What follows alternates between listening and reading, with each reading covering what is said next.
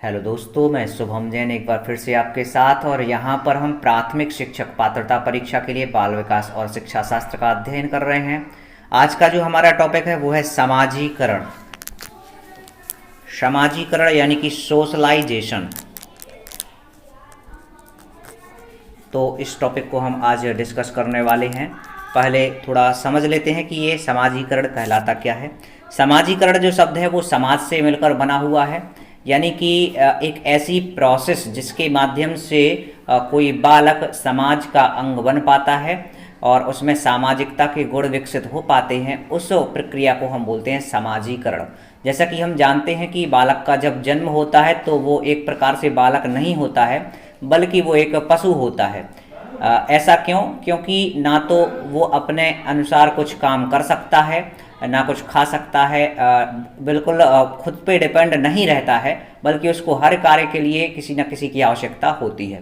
तो ये जो बालक है वो धीरे धीरे विकसित होता है, शारीरिक और मानसिक रूप से विकास प्राप्त करता है और उसके माध्यम से वो समाज का एक अंग बनता है और एक सामाजिक प्राणी बन पाता है। तो इस प्रकार पशु से एक बालक या फिर समाज का अंग बनने की जो प्रक्रिया होती है उसको बोला जाता है समाजीकरण, और इंग्लिश में हम कहें तो इसको हम बोलते हैं सोशलाइजेशन। समाजीकरण, बालक के समाजीकरण में जो प्रथम व्यक्ति होता है जिसकी महत्वपूर्ण भूमिका होती है वो होती है माता। ये क्वेश्चन बार बार पूछा गया है परीक्षा में, तो आपको याद रखना है कि बालक के समाजीकरण का प्रथम व्यक्ति कौन होता है, तो माता होती है। और परिवार जो होता है वो प्रथम शाखा होती है जिसके माध्यम से वो समाज का अंग बन पाता है। विद्यालय बाद में आता है, पहले वो परिवार का एक अंग होता है और परिवार से सीखता है। तो चलिए स्टार्ट करते हैं। समाजीकरण, प्रत्येक शिशु जन्म के समय एक संगठित शारीरिक ढांचा मात्र होता है। वह ना तो अपने बारे में जानता है ना ही समाज के बारे में।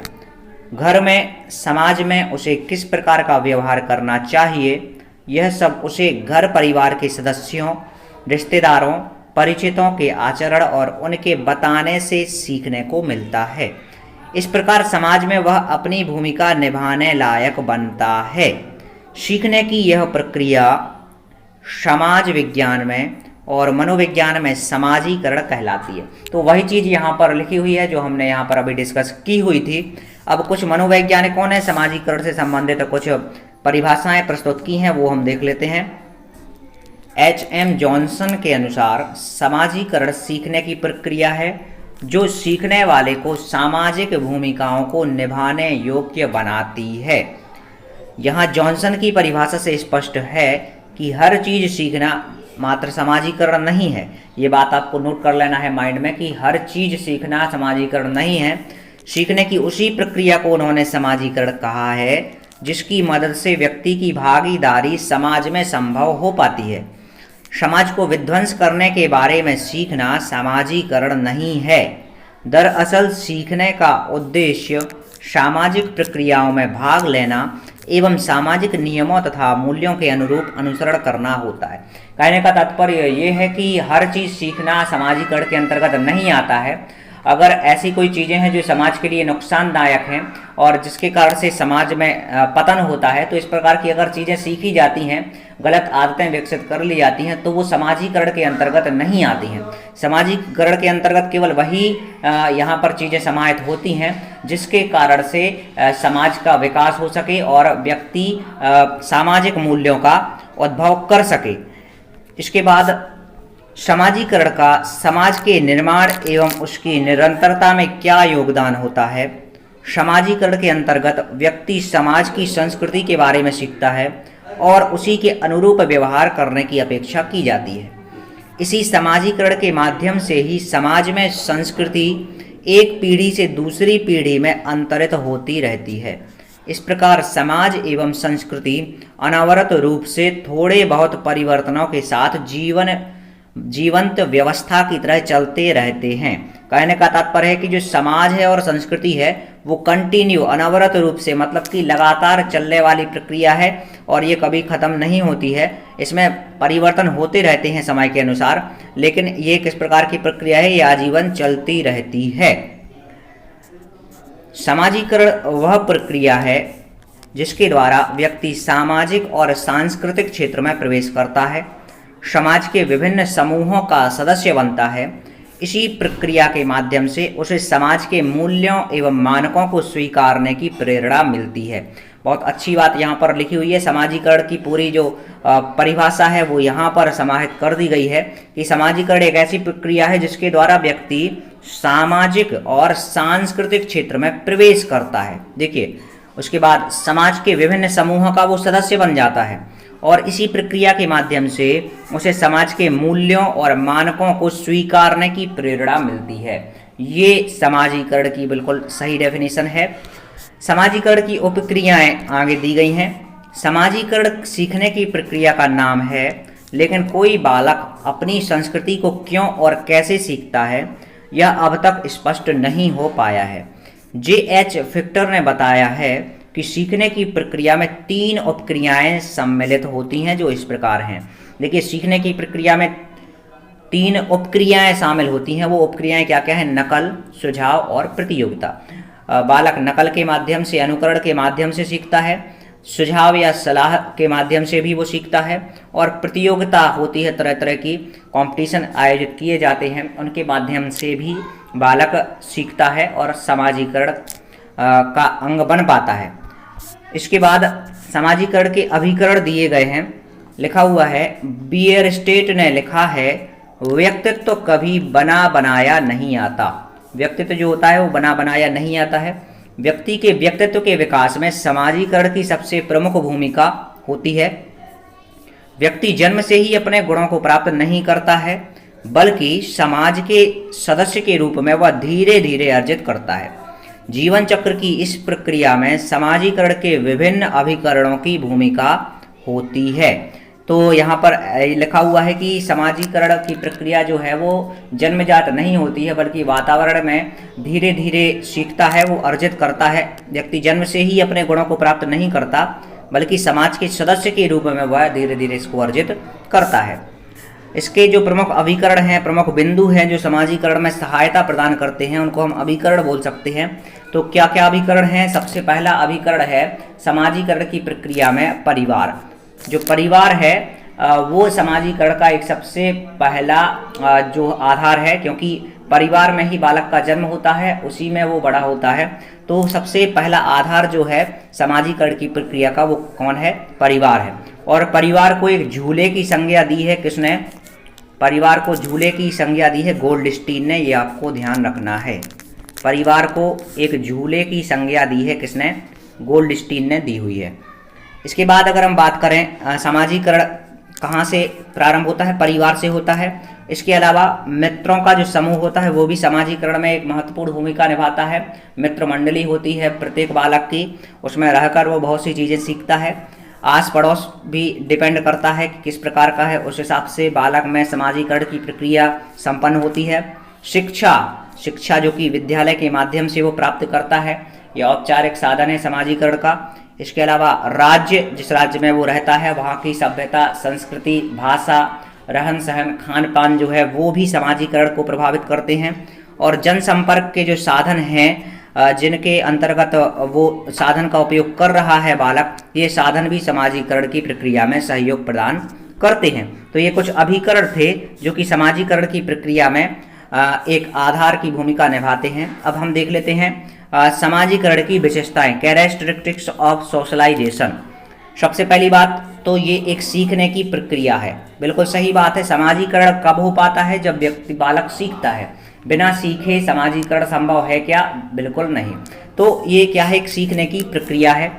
इसके अलावा यह जीवन पर्यंत चलने वाली प्रक्रिया है। ये कभी खत्म नहीं होती है समाजीकरण की प्रक्रिया। ऐसा नहीं है कि बालक बड़ा हो गया है, प्रौढ़ हो गया है, तो इसका मतलब है कि उसने समाजीकरण पूर्ण रूप से प्राप्त कर लिया है। ऐसा नहीं है। हम हर समय, हर उम्र में कुछ ना कुछ सीखते रहते हैं। इस प्रकार ये जो समाजीकरण की प्रक्रिया है वो एक जीवन पर्यंत चलने वाली प्रक्रिया है। यह अपने संस्कृति को आत्मसात करने की प्रक्रिया है। इसके माध्यम से बालक जो है अपने परिवार, आस पड़ोस और विद्यालय के माध्यम से जो संस्कृति है उसको अपने अंदर ग्रहण कर पाता है। यह एक गत्यात्मक प्रक्रिया है, मतलब कि कंटिन्यू चलने वाली प्रक्रिया है, गति रूप में होती है, स्थिर नहीं होती है। समय एवं स्थान के सापेक्ष है। ये डिपेंड करता है समाजीकरण की प्रक्रिया में कि कौन सा स्थान है और किस समय समाजीकरण हो रहा है, ये दोनों चीज़ें डिपेंड करती हैं। इसके अलावा समाज का प्रकार्यात्मक सदस्य बनने की प्रक्रिया है। तो समाजीकरण एक ऐसी प्रक्रिया है जिसके माध्यम से जो बालक है वो समाज का एक सदस्य बन पाता है। प्रकार्यात्मक सदस्य का मतलब है कि एक क्रियाशील सदस्य बन पाता है और वो अपना सहयोग समाज के लिए प्रदान कर सकता है। तो ये कुछ विशेषताएं थीं। अब हम देख लेते हैं समाजीकरण के उद्देश्य। जो एम है सोशलाइजेशन के, वो क्या है? बच्चों को अनुशासन का पाठ पढ़ाना। समाजीकरण का एक प्रमुख उद्देश्य होता है कि बालक को एक अनुशासित बालक बनाया जाए, जिससे कि वो एक सभ्य समाज का नागरिक भविष्य में बन सके। प्रत्येक व्यक्ति में प्रेरणा उत्पन्न करना, सामाजिक भूमिका से अवगत कराना, उसकी जो भूमिकाएं हैं समाज के प्रति, उसके कुछ उत्तरदायित्व हैं, उनको इंगित करना, उनको दर्शाना, उनसे रूबरू कराना, ये समाजीकरण का उद्देश्य होता है। व्यवहारों में अनुरूपता लाना, ठीक है, ये भी एक समाजीकरण का उद्देश्य है। समाजीकरण की प्रक्रिया से संबंधित जो स्तर हैं उसको हम यहाँ पर अब डिस्कस करने वाले हैं। समाजीकरण की जो प्रक्रिया चलती रहती है जिंदगी भर, जन्म से लेकर मृत्यु पर्यंत चलने वाली ये जो प्रक्रिया है उसको कुछ स्तरों में बांटा गया है, वो स्तर हम यहाँ पर अब डिस्कस करने वाले हैं। तो समाजीकरण की प्रक्रिया का जो पहला स्तर है वो है मौखिक अवस्था, ओरल स्टेज। मौखिक अवस्था का जो स्तर होता है वो जन्म से लगभग 1 से 1.5 वर्ष की आयु तक होता है। आपको ध्यान रखना है, यहाँ पर हम जो स्तर डिस्कस कर रहे हैं वो बालक के विकास के स्तर हम डिस्कस नहीं कर रहे हैं। बालक के विकास के जो स्तर हैं वो शैशवावस्था से प्रारंभ हो जाते हैं। अभी हम जो डिस्कस कर रहे हैं वो समाजीकरण के स्तर हैं। तो उम्र के अनुसार समाजीकरण का जो स्तर है वो अलग अलग होता है। तो पहला जो स्तर है वो है मौखिक अवस्था। ये जन्म से लेकर 1.5 वर्ष तक की आयु तक का माना जाता है। यह समाजीकरण का प्रथम स्तर है। इस स्तर पर बच्चा अपने माँ के अतिरिक्त किसी को नहीं जानता। देखिए, कहा भी गया है कि बालक का पहला गुरु कौन होता है? माता होती है, और माता के साथ ही वह जन्म से कुछ समय व्यतीत करता है। इस कारण से वो माँ को ही पहचानता है और बाकी किसी को नहीं जानता। बच्चे की आयु 1 से 1.5 वर्ष तक होती है। बच्चा अपने भोजन के प्रति अपेक्षाएं रखने लगता है तथा अपने भूख, कष्ट आदि को रोकर माँ के सामने व्यक्त करता है। मतलब कि विभिन्न प्रकार के संवेगों के माध्यम से, क्योंकि बोल तो सकता नहीं है वो, तो संवेगों के माध्यम से वो प्रकट करता है, रोकर, हंसकर या फिर उंगली से इशारा करके, इस तरह से हाथ हिलाकर, इस तरह से कुछ इशारे करता है वो संवेगों के माध्यम से अपनी बात मनवाने के लिए। तो ये कौन सा स्तर है? मौखिक अवस्था। दूसरा जो स्तर है वो है शैशव अवस्था, एनल स्टेज। यह अवस्था 1.5 वर्ष से प्रारंभ होकर 3 से 4 वर्ष की आयु तक चलती है। इस अवस्था में बच्चे से यह आशा की जाती है कि वह स्वयं को थोड़ा संभाले। अब चूंकि बालक थोड़ा सा बड़ा हो चुका है मौखिक अवस्था की तुलना में, तो वो खुद को थोड़ा बैलेंस कर सकता है, उसमें ये क्षमता विकसित हो जाती है। बच्चे को यह सिखाया जाता है कि उसे कब और कहाँ शौच करना चाहिए और हाथ साफ करना, कपड़े गंदे न करना आदि सिखाया जाता है। बच्चे को सही और गलत में भेद करना सिखाया जाता है। सही कार्य पर स्नेह और गलत कार्य पर बच्चे को डांट पड़ती है। ये सब शैशव अवस्था यानी कि 3 से 4 वर्ष की आयु तक जो बालक हो जाते हैं उसके अंतर्गत ये सब चीज़ें सम्मिलित रहती हैं समाजीकरण के अंतर्गत। इसके बाद जो तीसरी अवस्था होती है वो है तादात्म्यकरण की अवस्था, आइडेंटिफिकेशन स्टेज। तादात्म्यकरण मतलब कि अपने अंदर ग्रहण करना कोई चीज़, वो क्या कहलाता है? तादात्म्यकरण।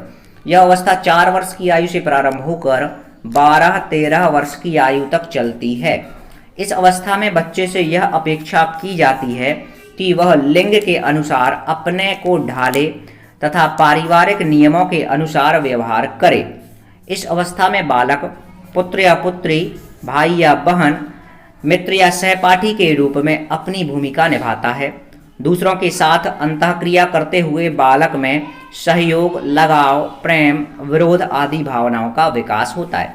तो तादात्म्यकरण की जो अवस्था है वो कब प्रारंभ होती? लगभग 4 वर्ष की आयु से, और कहाँ तक चलती? 12-13 वर्ष की आयु तक। यानी कि बाल्यावस्था का जो समय है वो इस अवस्था के अंतर्गत आ जाता है। और इसमें जो बालक है वो पारिवारिक नियम के अनुसार उसको व्यवहार करना सिखाया जाता है। जो बालक है वो पुत्र या पुत्री, भाई या बहन, मित्र या सहपाठी के रूप में अपना रोल निभाता है और दूसरे के साथ अंतःक्रिया करते हुए बालक में सहयोग, लगाव, प्रेम, विरोध आदि भावनाओं का विकास होता है। इसकी जो चौथी अवस्था है वो है किशोरावस्था यानी कि टीन एज। किशोरावस्था, यह अवस्था लगभग 13 से 14 वर्ष की आयु में प्रारंभ होती है और यौवन आरंभ के समय शुरू होती है। इस अवस्था में बच्चे के शरीर में कुछ शारीरिक परिवर्तन स्पष्ट होने लगते हैं। वह अपने परिवार के अतिरिक्त पड़ोस, स्कूल, खेलकूद, साथियों, सहपाठियों आदि नए नए लोगों के संपर्क में आता है। इस अवस्था में बच्चे को अपनी संस्कृति से संबंधित निषेधों एवं यौन संबंधी निषेधों का पालन करना पड़ता है। बच्चे में यौन संबंधी भावनाएं भी विकसित होने लगती हैं, इसलिए बच्चे को इच्छाओं का दमन, समाज की मर्यादाओं, शिष्टाचार, विचारों को व्यक्त करने का ढंग आदि का प्रशिक्षण दिया जाता है। इससे बच्चे में आत्मनियंत्रण की क्षमता विकसित होती है। देखिए, जो किशोरावस्था है वो एक बहुत ही महत्वपूर्ण समय होता है बालक का। इसमें वह बालक से एक प्रौढ़ के रूप में परिवर्तन करता है, शारीरिक रूप से उसमें परिवर्तन आते हैं और 13-14 वर्ष की आयु में ये प्रारंभ हो जाता है किशोरावस्था। और इसको संघर्ष और तूफान की अवस्था भी कहा जाता है। स्टैनले हॉल ने ये कहा हुआ है कथन। तो बहुत कुछ जिम्मेदारियां उसके अंतर्गत आ जाती हैं और उसको सेल्फ कंट्रोल रखना पड़ता है। ये सब चीज़ें किशोरावस्था के अंतर्गत सम्मिलित होती है। अब अगली जो अवस्था है सामाजिकरण की वो है वयस्क अवस्था, एडल्टहुड। इस अवस्था में व्यक्ति का सामाजिक, आर्थिक पर्यावरण तेजी से बदलने लगता है। विवाह के कारण व्यक्ति की परिस्थिति बदलती है एवं सामाजिक दायित्व बढ़ जाता है।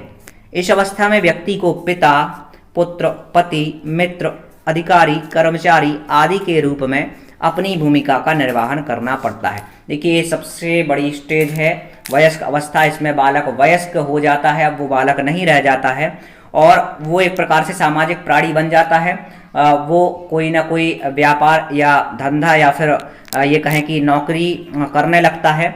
इसके कारण उस पर जिम्मेदारी बढ़ जाती है, सामाजिक दायित्व भी बढ़ जाते हैं और व्यक्ति को पिता, पुत्र, पति, मित्र, अधिकारी, कर्मचारी आदि के रूप में अपनी भूमिका का निर्वहन करना पड़ता है। तो ये कुछ अवस्थाएं थीं। अंतिम जो अवस्था है सामाजिकरण से संबंधित वो है वृद्धावस्था, ओल्ड एज। इस अवस्था में सामाजिक, शारीरिक, मानसिक अनेक परिवर्तन आ जाते हैं। परिवार में नाना या नानी, दादा या दादी आदि की स्थिति प्राप्त होती है। शारीरिक एवं मानसिक शिथिलता के कारण सामाजिक संपर्क बहुत कम हो जाता है, इसलिए नए विचारों का समावेश नहीं हो पाता, अतः विचारों एवं व्यवहारों में कोई परिवर्तन नहीं कर पाता। यही कारण है कि इस अवस्था में नई पीढ़ी के साथ तनाव एवं जेनरेशन गैप दिखाई देता है। वृद्धावस्था यानी कि बुढ़ापा बोलते हैं हम जिसको साधारण तौर पर, इसमें क्या होता है, इंद्रियां शिथिल हो जाती हैं, कोशिकाएं धीरे धीरे नष्ट होने लगती हैं शरीर की, जो शरीर के जो अंग हैं वो काम करना धीरे धीरे बंद करने होने लगते हैं और अच्छे से कार्य नहीं करते हैं। तो परिवार में दादा दादी या फिर नाना नानी की जो एज होती है वो इसी के अंतर्गत आती है और सामाजिक संपर्क बहुत कम हो जाता है, नए विचार उत्पन्न नहीं हो पाते हैं, समावेश नहीं हो पाता है और इसी कारण से विचार और जो व्यवहार हैं उनमें परिवर्तन नहीं हो पाता और जो नई पीढ़ी है उसके साथ थोड़ा सा गैप दिखाई देता है, विचारों का मेल नहीं हो पाता है। ये सब वृद्धावस्था के अंतर्गत आने वाली चीज़ें हैं। तो ये कुछ अवस्थाएं थीं जो सामाजिकरण की प्रक्रिया में सम्मिलित होती हैं। अब हैरी एम जॉनसन ने सामाजिकरण के 4 स्तरों की चर्चा की है। इनकी व्याख्या का संदर्भ अमेरिका है। तो जॉनसन हैं, इन्होंने सामाजिकरण के 4 स्तर बतलाए हैं। इनके अनुसार जो 4 स्तर हैं वो हम यहाँ पर देख लेते हैं। जो पहला स्तर है मौखिक अवस्था, ओरल स्टेज, ये जन्म से लेकर 1 वर्ष की आयु तक होता है। शैशव अवस्था, एनल स्टेज, यह अवस्था 1 वर्ष से 3 वर्ष की आयु तक होता है। इडिपस स्टेज, यह अवस्था 4 वर्ष से 12-13 वर्ष की आयु तक होता है, मतलब कि बाल्यावस्था को सम्मिलित किया गया है। और किशोरावस्था यानी कि यह अवस्था 12 वर्ष से लेकर वयस्क अवस्था तक होती है। तो इस तरह से जॉनसन ने 4 स्तरों में समाजीकरण की प्रक्रिया को यहाँ पर डिवाइड किया हुआ है। तो ये थोड़ा डिस्कशन था, एनालिसिस था समाजीकरण से संबंधित, और अब इससे संबंधित हम वैकल्पिक प्रश्न करने वाले हैं। आप लोग जानते हैं कि हम प्रतिदिन आपके लिए बाल विकास और शिक्षा शास्त्र के अंतर्गत अच्छे और महत्वपूर्ण टॉपिक यहाँ पर ला रहे हैं। तो आप अभी अपनी तैयारी सुचारू रूप से जारी रखिए, क्योंकि आपके पास ये अच्छा समय है, आपको और कोई ज़्यादा काम करना नहीं है और घर पर रहना है। तो इस वजह से आप अच्छे से तैयारी कर सकते हैं। आप ये नहीं सोचिए कि परीक्षा नहीं होगी या फिर बहुत दिनों बाद होगी। लॉकडाउन के हटने के 15 से 20 दिन के अंतराल के बाद परीक्षा स्टार्ट कर दी जाएगी आपकी, और आपको फिर पढ़ने का समय नहीं मिलेगा। इसलिए ये सुनहरा अवसर जो है आप हाथ से नहीं जाने दें और घर पर तैयारी करते रहें।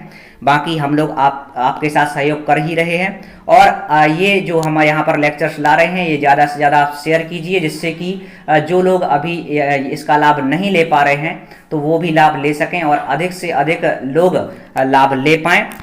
तो चलिए अब स्टार्ट करते हैं विकल्पीय प्रश्न इससे संबंधित। यहाँ से आपको एनालिसिस करना है कि आपने किस तरह से ये टॉपिक समझा हुआ है अभी तक। इनमें से कौन सा विचारक राजनीतिक समाजीकरण की व्याख्या करता है? देखिए लिखा हुआ है, इनमें से कौन सा विचारक राजनीतिक समाजीकरण की व्याख्या करता है। राजनीतिक समाजीकरण की व्याख्या कौन सा विचारक करता है? हर्बर्ट साइमन, क्रावानावाद्य, इसके अलावा आमंड और पावेल, या फिर ये सभी। तो देखिए ये तीनों विचारक जो हैं वो राजनीतिक समाजीकरण की व्याख्या करते हैं, यानी कि ऑप्शन नंबर डी जो है वो हमारा यहाँ पर राइट आंसर होगा। अगला प्रश्न लिखा हुआ है, कौन सा अभिकरण राजनीतिक समाजीकरण में सहायक नहीं है? राजनीतिक समाजीकरण में क्या सहायक नहीं है? परिवार, तो ये तो सहायक है। शिक्षण संस्थान, तो ये भी सहायक है समाजीकरण में। और राजनीतिक दल, ये भी सहायक है राजनीतिक समाजीकरण में। लेकिन अगर हम देखें अनियंत्रित भीड़, तो अनियंत्रित भीड़ जो है वो समाजीकरण की प्रक्रिया के अंतर्गत शामिल है, हम नहीं कर सकते हैं। तो यही हमारा राइट आंसर होगा, क्योंकि हमें सहायक नहीं है वो चीज़ यहाँ पर पता लगाना है। तो अनियंत्रित भीड़ जो है वो सहायक नहीं है, वो बाधक होती है। इसके अलावा अगला क्वेश्चन है, पॉलिटिकल सोशलाइजेशन पुस्तक के लेखक हैं। तो पॉलिटिकल सोशलाइजेशन नामक पुस्तक के जो लेखक हैं वो हैं हर्बर्ट साइमन। हर्बर्ट साइमन ने ये पुस्तक लिखी हुई है, पॉलिटिकल सोशलाइजेशन। अगला प्रश्न लिखा हुआ है, निम्न में से कौन सी समाजीकरण की निष्क्रिय एजेंसी है? देखिए यहाँ पर प्रश्न आपको अच्छे से पढ़ना है। निष्क्रिय एजेंसी मतलब कि सक्रिय नहीं है, फिर भी वो समाजीकरण की भूमिका निभा रही है और उसके माध्यम से समाजीकरण हो रहा है, और निष्क्रिय है ऐसी एजेंसी। स्वास्थ्य क्लब, तो ये तो सक्रिय एजेंसी है, तो ये हमारा उत्तर नहीं होगा। परिवार, तो ये भी सक्रिय एजेंसी है, सक्रिय रहता है परिवार समाजीकरण में। इको क्लब, तो ये भी सही है, ये भी सक्रिय एजेंसी है। सार्वजनिक पुस्तकालय जो होते हैं वो एक प्रकार की निष्क्रिय एजेंसी है जो कि समाजीकरण में अपनी भूमिका अदा करता है। तो ऑप्शन नंबर डी जो है वो हमारा इस क्वेश्चन का राइट आंसर होगा। समाजीकरण है, समाजीकरण क्या है? सामाजिक मानदंडों में परिवर्तन, शिक्षक एवं पढ़ाए गए के बीच संबंध, समाज के आधुनिकीकरण की प्रक्रिया, या फिर समाज के मानदंडों के साथ अनुकूलन।